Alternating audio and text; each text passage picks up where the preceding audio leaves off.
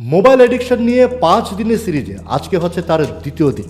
আর এই দ্বিতীয় দিনও আমি পাওয়ারফুল একটি স্ট্র্যাটেজি আমি আপনাদের সঙ্গে শেয়ার করতে যাচ্ছি। আর এই স্ট্র্যাটেজি হচ্ছে রিমুভ নয়, রিপ্লেস করুন। মোবাইল নিয়ে আজকের এই স্ট্র্যাটেজি বোঝার আগে চলুন একটু বুঝে নিই বাচ্চাদের সাইকোলজি মোবাইল নিয়ে কীভাবে কাজ করে। আসলে আমাদের বাচ্চারা চায় খুব মজা করতে, তারা চায় সারাক্ষণ এক্সাইটমেন্ট বা এনজয়মেন্ট। এখন এই এক্সাইটমেন্ট বা এনজয়মেন্ট তারা কিন্তু সারাক্ষণ এই মোবাইল থেকেই পাচ্ছে।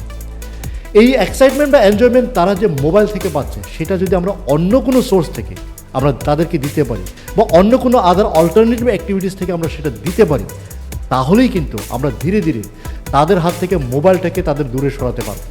এখন সেই অ্যাক্টিভিটিসগুলো কী হবে বা সেই সোর্স অফ এনজয়মেন্ট বা এক্সাইটমেন্ট কী হবে, অনেক কিছু আছে। আমরা আমাদের বাচ্চাদেরকে স্পোর্টসের সঙ্গে এঙ্গেজ করতে পারি বা তার পছন্দের হয়তো বা নাচ গান, সুইমিং করা, ড্রয়িং করা, ক্রাফটিং করা, অনেক ধরনের অ্যাক্টিভিটিস আছে যা তাকে অনেক বেশি প্রোডাক্টিভ করে তুলবে। সঙ্গে এই অ্যাক্টিভিটিসগুলো তাকে অনেক বেশি মিনিংফুল করে তুলবে এবং তার সময়টাকে অনেক বেশি মজাদার করে তুলবে। এই ধরনের অ্যাক্টিভিটিসের লিস্ট আজকের এই ভিডিওর ডেসক্রিপশনে 20 অ্যাক্টিভিটিসের লিস্ট আমি আপনাদের জন্য দিয়ে দিয়েছি। চলুন এই লিস্টগুলোকে ফলো করে প্রত্যেকদিন কম করে 2 থেকে 3টে লিস্ট নিয়ে আমরা আমাদের বাচ্চাদেরকে এঙ্গেজ করাবো এবং তাদের লাইফকে অনেক বেশি মজাদার এবং এক্সাইটমেন্ট করে তুলব। শুধু তাই নয়, এই অ্যাক্টিভিটিসগুলোকে ফলো করতে গিয়ে তারা অনেক কিছু শিখবে এবং তাদের অনেক বেশি এক্সপিরিয়েন্স গেইন হবে, যা নাকি তার ওভারঅল ডেভেলপমেন্টের ক্ষেত্রে অনেক বেশি সাহায্য করবে।